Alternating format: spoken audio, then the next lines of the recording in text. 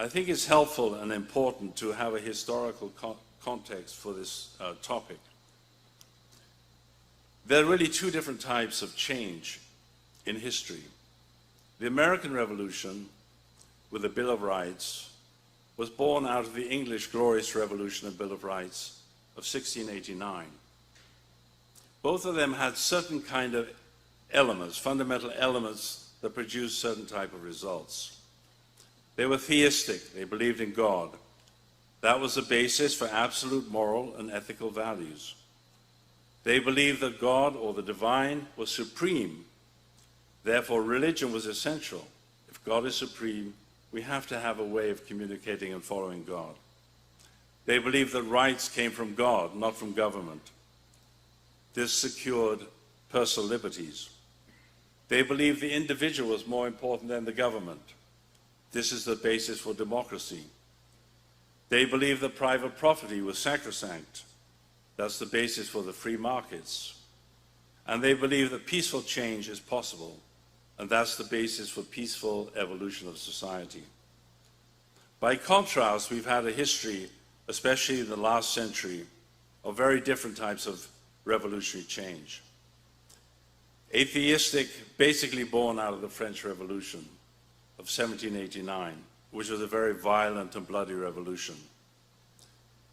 It was fundamentally atheistic, and therefore there were no transcendent or lasting moral or ethical values. They denied the supremacy of the supreme being, so the government took the place of God. They believed that rights came from the state. Therefore, personal liberties and rights were never guaranteed. If they come from the state, they can be taken by the state. That's exactly what we're experiencing now. They also believed in the supremacy of the government over the individual. This was the root of dictatorship, totalitarianism, which manifests in the 20th century as socialism, communism, and fascism. They believed private property was not sacrosanct. They believed in state ownership, which led to a kind of crony capitalism where the state favors one person over another. Again, we're seeing that now. And the fruit of their activities, their violent change, is terrorism, oppressive regimes when they do take power. So these are two very, very different types of change. What's the origin of those two types of change? That's really what I want to address tonight.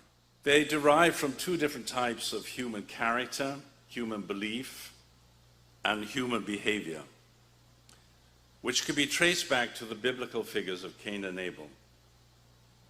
Some of you may know Jordan Peterson. He's a righteous academic in Canada who's really fighting for freedom, I would say. He said, Cain and Abel are prototypical human beings.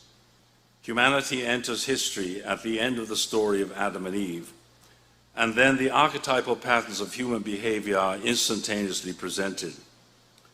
The first two human beings engage in a fratricidal struggle that ends in the death of the best one of them. That's the story of human beings in history. And that's why I think it's very easy to be depressed about the world, about the future, because we've all grown up in a world in which Cain is dominant. So what are the differences between Cain and Abel as prototypical or archetypal characters? Abel is believing and faithful. He's humble, contrite. He's also self-critical and responsible. And this is probably the most important characteristic. He takes responsibility for his error. He's also forgiving because he does that, and patient. Finally, and very importantly, he's willing to sacrifice to defeat evil and to save Cain. Cain, by contrast, is unbelieving and unfaithful. He's jealous and resentful. He's filled with envy. He's blameful of others, and he will not take responsibility for his own error. He's unforgiving and impatient. He's vengeful and violent in dominating other people. And finally, if it comes to it, he's willing to murder Abel to get his way. So these are two diametrically opposed character types. So we could say the English and American revolutions were Abel type, and the French Revolution was Cain type,